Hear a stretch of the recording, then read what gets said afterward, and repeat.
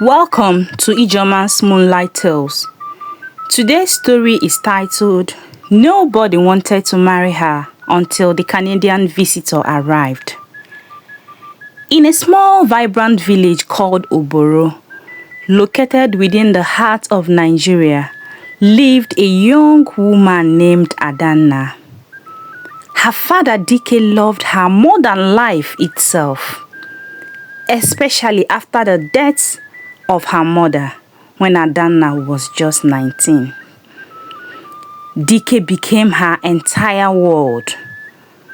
Though Dike never had a formal education, his wisdom and knowledge were vast.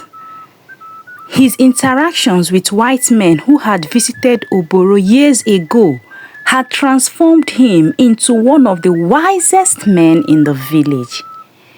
His house was filled with books, and he passed this thirst for knowledge on to Adanna, who grew to be just as intelligent and curious as his father. But fate is cruel. One evening, while Dike was tending to his farm, he was bitten by a venomous snake.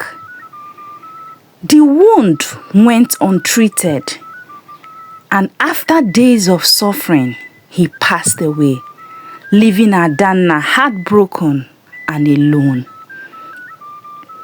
Adanna, now consumed with sadness, devoted herself to studying herbs and healing. She believed that if she had known more, she could have saved her father. She pored over books, learning the medicinal properties of plants and herbs, eager to ensure that no one in her village would ever suffer the same fate. However, her intelligence set her apart from the rest of the villagers, especially the men. During conversations in the village square, while the men spoke of famine, Adanna mentioned, "This is Pentacletra macrophylla. This is Arachi's hypogea." And the men would be looking at her astonished. Her sharp mind made the men uncomfortable, and they began to avoid her. Though she was kind and beautiful, no man dared approach her for marriage. They were intimidated by her intellect and perhaps the high standards her father had set. Adanna continued to teach in the village school, spending her free time reading and expanding her knowledge, waiting for something or someone that could match her depth of wisdom. One day, strangers arrived from Quebec in Canada. They had heard of the vast wealth of herbs in Oboro and had come to study them for their medicinal value. The king, curious and eager to assist them, offered accommodation close to the palace. These strangers were so fair, with their hairs coiled, and the villagers admired their complexion. When they spoke to the villagers, Adanna stood in the crowd, fascinated by the manner of speech.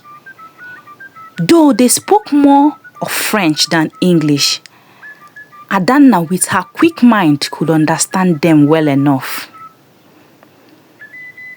A few days later, while Adanna was in the bush gathering herbs for a student who had been stung by a scorpion, Adanna encountered one of the strangers collecting plants.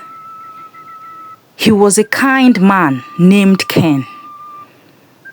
They exchanged pleasantries, and then Adanna greeted him in French language. "Bonjour, monsieur. Comment ça va?" He was delighted, and he responded, "Ça va bien, merci. Et vous?" As they talked, they began discussing the herbs they were gathering. At a point, Ken argued over the potency of a particular plant, but Adanna firmly told him that mixing otazi leaves with bitter leaf and a little of coconut water was a far more effective remedy for stomach aches. After their interaction, they departed. Ken returned to his group and excitedly told his leaders about the brilliant girl he had met. Intrigued, the team leader sought out for Adanna. After seeing her deep knowledge of herbs, he asked her to work with them in their small laboratory. And after a while, Adanna agreed to join them during her leisure time because she was eager to learn more and share her knowledge also. However, the king's daughter, Princess Ijeoma, had an eye on Ken. Though she was much younger than Adanna, she was immediately jealous when she saw how often Ken spoke with Adanna. Princess Ijeoma was determined to win Ken's affection, and she insisted on working with the Canadian team as well. But her lack of knowledge and her jealousy soon became apparent. As the weeks passed, Ken found himself drawn to Adanna, not just for her intelligence, but for her strength, her grace, and the quiet confidence with which she carried herself. Before long, they began making plans for marriage.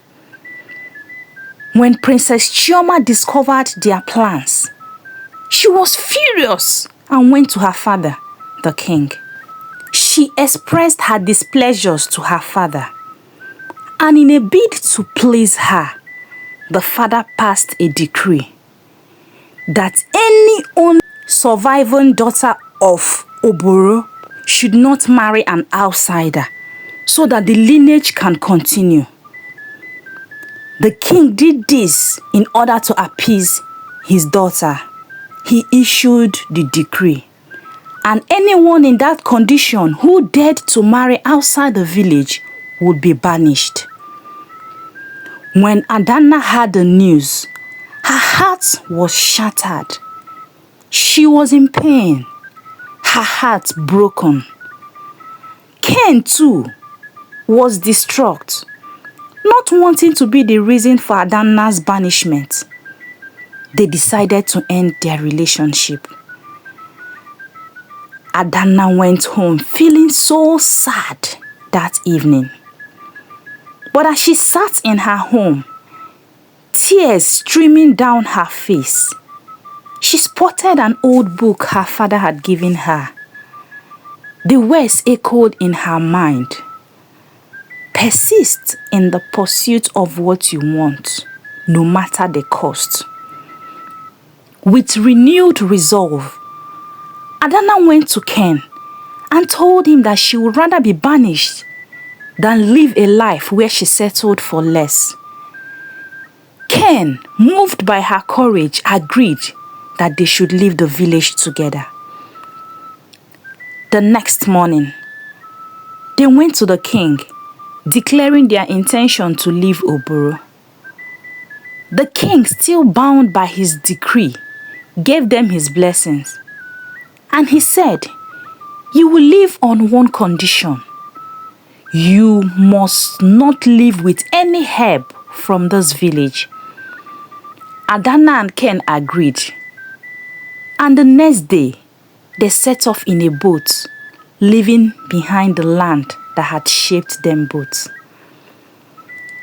As they drift down the river, Adanna noticed something strange. Hidden beneath the seats of the boat were bags filled with herbs, and a note was tucked inside one of the bags, written by the king himself, which says, "Forgive me. My decree was made in haste, not out of malice, but to please a daughter who does not yet know herself, you are always welcome to return to Oboro, for you are his true daughter, and the village will always be your home.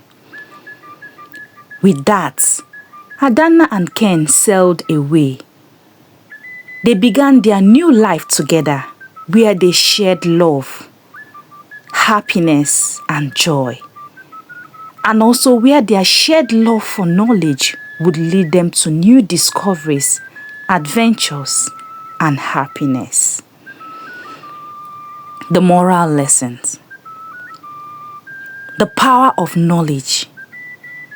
Adanna's intelligence and thirst for knowledge not only set her apart, but also gave her the strength to pursue her dreams even in the face of adversity.